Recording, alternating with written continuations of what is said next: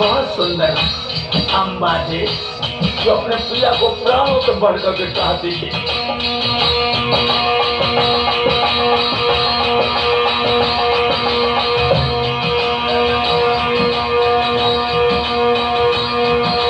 और प्रजापुत्र समान दे तुझु दान, दुजन को भारी दुजन को भारी। जगना है कोई संतान रे सो तुए दिल में भारी।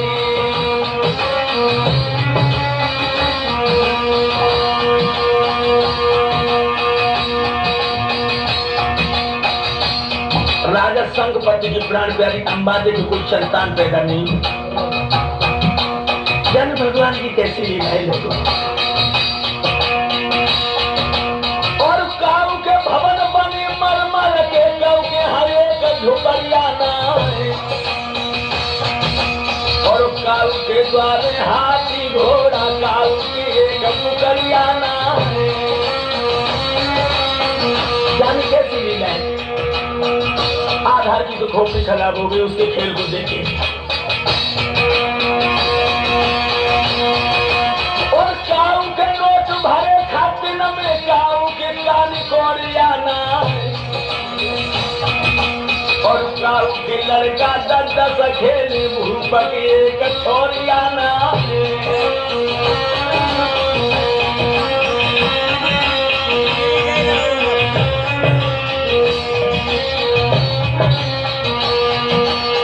आंगन में बैठी आंगन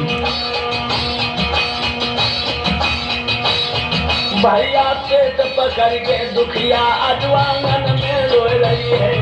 यारो पेट पकड़ के दुखिया अजवांगन में रो रही है।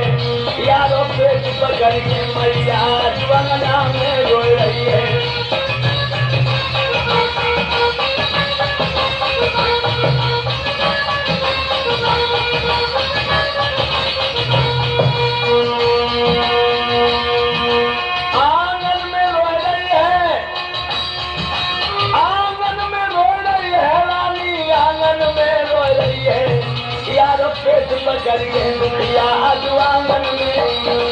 मेरे नौजवानों, जब रानी अम्बा देवी कोई संतान पैदा नहीं हुई तो अपने आंगन में अपने पेट को पकड़ के बैठ गई और भपक भपक के रोने लगी। तो एक पड़ोसी ने आ गई, रो रही हो तुम? हाँ। क्यों? आंखों में आंसू भर के रानी अम्बा देवी कहने लगी, बहन रो तो इसलिए रही हूँ कि जब घर से बाहर निकलती हूँ तो हर औरत हमें देख करके कानों में फुसफुसाती है। और तुम ही बताओ ऐसी कौन स्त्री होगी जो पुत्र रत्न की प्राप्ति के लिए न तरसती हो, मगर मेरे कोई संतान पैदा नहीं हुई। पड़ोसन कहने लगी, सकी बात तो तुम सच कह रही हो, लेकिन कुदरत के लिए क्या किया जाए, भगवान की ऐसी इच्छा है। बहन एक बात बताओ, क्या इतने दिन तक ना संतान भाई, दुनिया सब हंसी उड़ाती है। कोई पिया को निवल बता रहे हैं, कोई दासी को बांध कहाती है।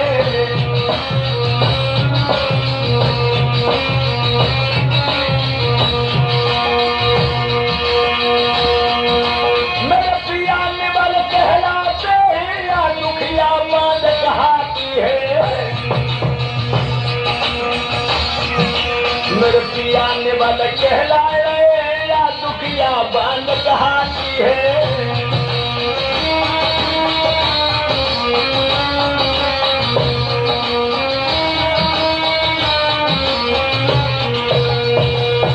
बहना इतने दिन तक संतान नहीं हुई तो कोई तो कह रहा कि राजा कमजोर है, कोई हमें बांध बता रहा है। बहन कलंक ना छोटे को तो मैं सच कह रही हूँ कि घर में आत्महत्या करके मर जाऊंगी। एकदम से पड़ोस से निकालने की गुइयां मरना एक इलाज है। वो कौन सी इलाज है सुन। गोरखनाथ जो बाबारी मेरी बहन कहूँ मिल जावे। सुन सकी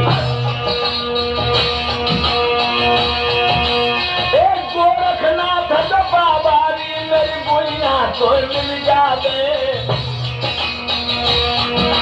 और बाके आशीर्वाद से गला तो मेरे हो जावे।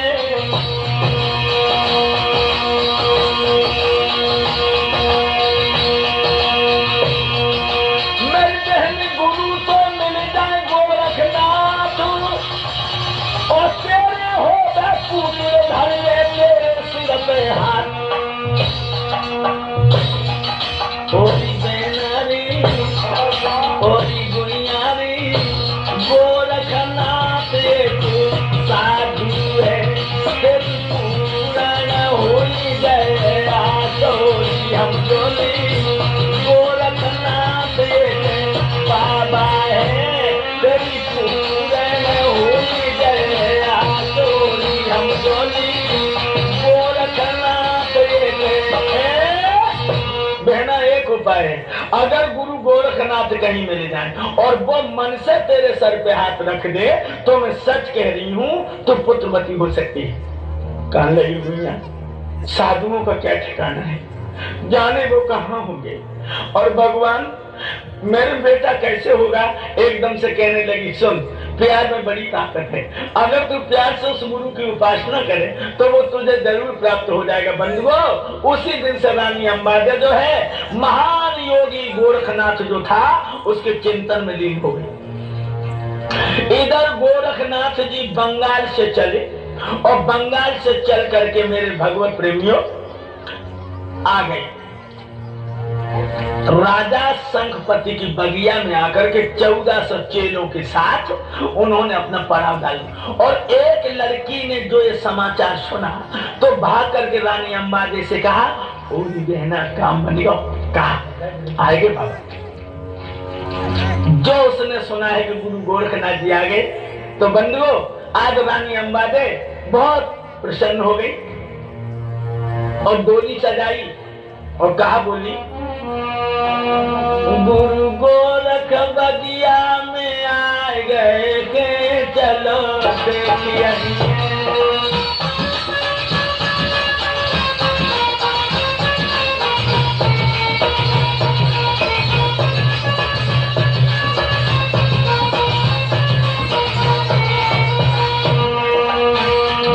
गुरु गोरख बगिया में आए गए हैं चलो देखिए।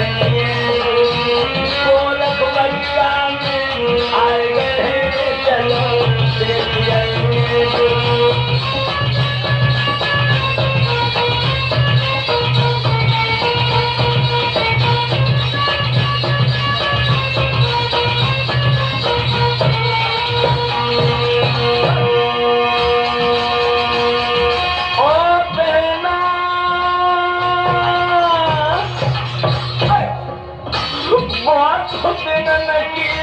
समय लगी है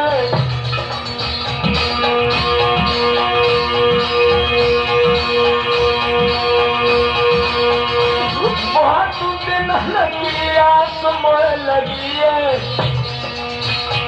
अब सूखे बाग हरियाली चलो देखिए। गोरख बगिया में आए गए हैं चलो देखिए।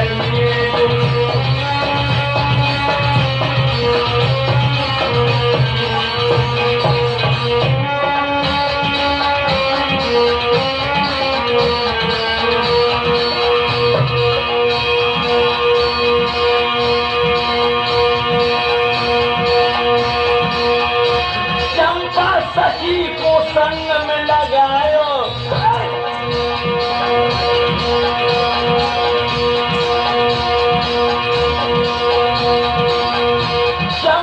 सखी को संग में लगायो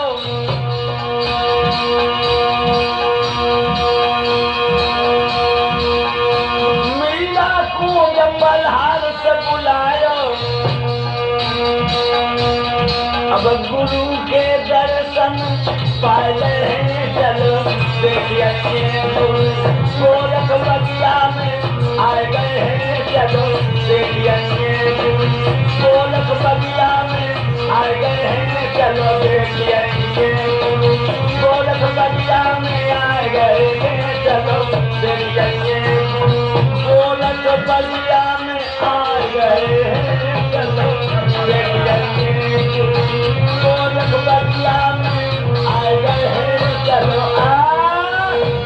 मेरे नौजवान साथियों, आज रानी अंबादे जिस समय बगिया में पहुंची है, उस समय गुरु गोरखनाथ पद्मा आसन लगाए हुए सून में समाधि लगाए थे। रानी अंबादे आगे बढ़ी और बानी गुरु जी के 7 परिक्रमा दिए और 7 परिक्रमा दे करके एकदम से गुरु गोरखनाथ के चरणों में अपने सर को डाल दिया। गुरु जी के नेत्र खुल गए। कौन हो तुम? लेकिन बाने पान से सर को ना हटाओ, पैरों पर ही माथो धर लो। एकदम से गुरु गोरखनाथ बोले, लड़की मैं पूछ रहा तू कौन है? नहीं बोली। फौरन मुस्कुरा के पीठ पे हाथ रखा और कहा, बेटी मैं सिर्फ ये पूछना चाहता हूं कि तू इस साधु के चरणों में अपने मस्तक को क्यों टिकाए है? एकदम से गर्दन ऊपर करके आंखों में आंसू भर के बोली, भगवान खुद सोचो, मैं भिखारी नहीं हूं, तुमसे भीख मांगने आई हूं। भीख? भिखमंगों से भीख? अरे हम तो खुद भिखारी हैं। जवाब दिया, आप भिखारी जरूर हैं, लेकिन अज्ञानियों की निगाह में, ज्ञानियों की निगाह में तुम उदय अस्त के राजा हो, तुम योगी हो। तेरी इच्छा क्या है? आप समझो। गोरखनाथ जी कहने लगे, कच्ची कच्ची समझ में आएगी, एक बात का जवाब देगी तू? क्या? का बरसा थोड़ी भाई के कहूंगा ओ किसान,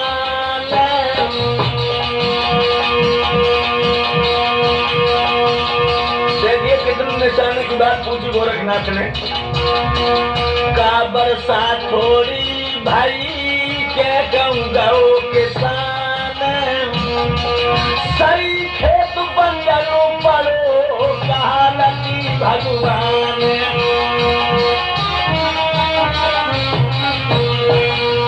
यही बात है। आखिर में आंसू भर के बोली, समझ तो गए हो भगवान, अब सुनो। ना बरसा थोड़ी भाई ना कहूंगा ओ किसान,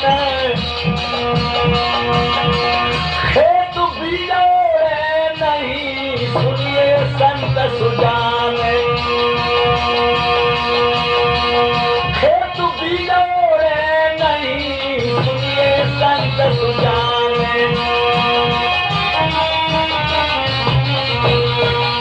जब कोख में पत्थर पड़ गए, मेरे कोई बेटा पैदा नहीं हुआ और मैं बेटा की भीख मांगने आई हूँ। गोरखनाथ जी कहने लगे, नेक रुक जा, हमें 2 मिनट का वक्त दे दे। और बंधुओं, गुरु गोरखनाथ अपने नेत्र बंद करके बैठे गए और 2 मिनट बाद जब उनके नेत्र खुले हैं तो सुर्ख लाल नेत्र से मानो आग ही झलक रही है। और दांती को पीस करके बोले, लड़की एक जन्म की कौन कहे, तेरे 7 जन्म तक कोई संतान नहीं। बंधुओं, ये मालूम पड़ा है रानी अंबादे के खोपड़े पर बम फट पड़ा हो और एकदम से सिसकी भर के बोली, हमें एक बात बताओ भगवान, वो कौन सा हमसे पाप बन गया है जो मेरे 7 जन्म तक कोई संतान नहीं होगी? बात एक है, तूने पूर्व जन्म में कोच नाम के पक्षी के 7 बच्चे मार डाले थे और उस पक्षी का श्राप है कि 7 जन्म तक तेरी कोख से कोई संतान पैदा नहीं हो सकती। बंधुओं, एकदम से रानी अंबादे कहने लगी, भगवान अगर मेरी कोख से कोई संतान नहीं पैदा होगी तो मैं लौट करके अब अपने पिया के आंगन में नहीं जाऊंगी और आपके सामने अपने प्राणों को छोड़ दूंगी।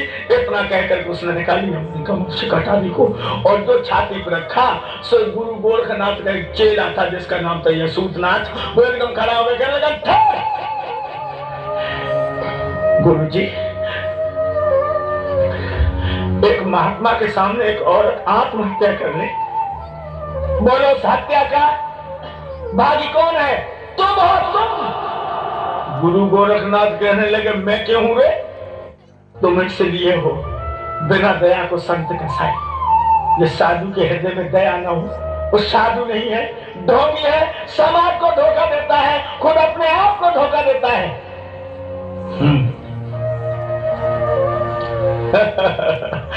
आज तो तू इतना ऊंचा बोल गया यशूतनाथ, जिसकी हम कल्पना भी नहीं कर सकते थे। कम से कम इतना खौफ कर कि मैं तेरा गुरु हूं। हाँ, मैं सब कुछ खौफ करता हूँ, मगर एक लड़की को तुम्हारे सामने मरता हुआ नहीं देख सकता। तो नहीं देख सकता तो तू इसकी गोदी भर दे। यशोधनाथ कहने लगा, अगर तुम मुझे आज्ञा दो तो हम इसको पुत्रवती बना सकते हैं। गोरखनाथ कहने लगे, बाबा गुरु तो गुड़ ही रह गए, चेला चीनी हो रहा है। जो काम हमसे असंभव है भला तेरे से संभव कैसे हो जाएगा? जवाब दिया गुरुजी, मैं अपने शरीर को छोड़ करके रानी अंबाजे की कोख से जन्म लूंगा और इसके ओठों पर मुस्कुराहट ठड़का दूंगा, अगर तुम मुझे आज्ञा दो। गुरु ने कहा, अगर ऐसा है तो वत्स, मैं तुझे आशीर्वाद देता हूं कि तू जा, इसके ओठों पर मुस्कुराहट ला। बंधुओं, उसी समय उस यशोधनाथ ने अपने शरीर को छोड़ दिया, उसकी आत्मा ने जाकर के अंबाजे के गर्भ में वास कर दिया। लौट आई अंबाजे। हुआ क्या? 9 महीना गई गिरे के सुन ले साले तारी, और अंबाजे की हुई और एक पूत तो यो तारी।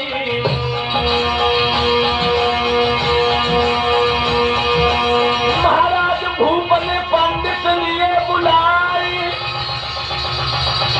पूरन बल धर दो नाम कुमार कोटि ने दान सिहाय।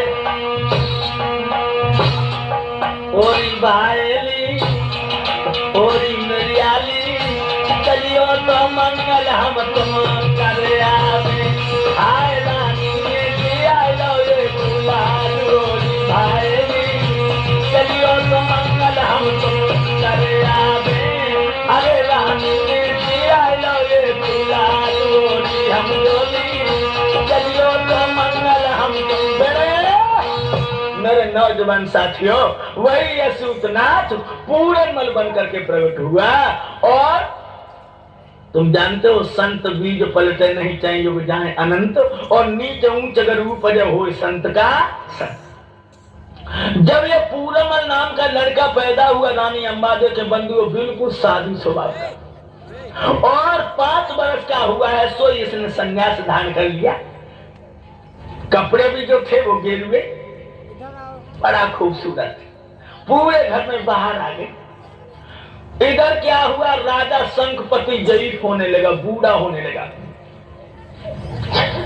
इधर कुसुम नगर के राजा जिसका नाम था फूल चक्र, बाकी एक लड़की थी जिसका नाम था फूलमती, और उसने जिस तरह राजा द्रौपद ने द्रौपदी के लिए स्वयंवर रचा था, देश विदेश के राजाओं को बुलाया था और ये कहा था जो मीन को मारेगा उसी के साथ द्रौपदी का विवाह होगा, उसी तरह राजा फूल चक्र ने अपनी बेटी फूलमती के लिए स्वयंवर रचा और एक मीन ऊपर लटका दिया जो कड़ाई की में छाया देकर मीन को उसके बाण मारे और वो फूलमती के साथ शादी करे, और सब जगह पत्र भेजे गए।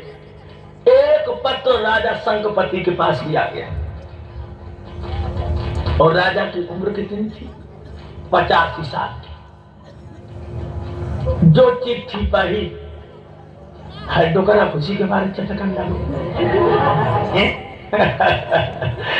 अगर हमने मीन मार दी तो फूलमती नाम की सुंदर लड़की मेरी दुल्हन बनेगी, और अगर मैं नहीं भी स्वयंवर में जाऊंगा तो वहां देश देश के राजा इकट्ठे होंगे और वो कहेंगे सियालकोट के नरेश नहीं आए, तो लोगों की निगाह में हम बुझते लोग कायल ठहरेंगे, इसलिए स्वयंवर तो देखना बहुत जरूरी है। और मेरे नौजवानों, खत को पढ़ते उसके हृदय में काम की जागृति हो गई और उसने फौरन फौजें सजाई। राजा सोचने लगो, स्वयंवर देखबे को जाए रे, लेकिन प्यार प्यारी से तो सलाह लइए ना। 5 हथियार बांध रहे, 5 वस्त्र पहन करके राजा जो है सिंह कटा के लहरुआ में भैया है तो बूढ़ो 9 लगा बनो, चाह तो 9 लगा। सोचने लगो फौजी तो सज गई, मगर प्राण प्यारी से सलाह लेनी चाहिए। और मेरे नौजवानों, आज राजा जो है सज धज करके रानी अंबाजे के आंगन में पहुंचो, और जो रानी ने देखो आते जूता चटकत क्या करो, रानी उठ बैठी अपने पिया को देख के और क्या करने लगी, अब तो देखे पिया मंगन बहिया खुशी बई भारी गे हाथ बलम को ले गई रे प्राण न भैया प्यारी हाथ पकड़ के छीट ले गई और क्या करो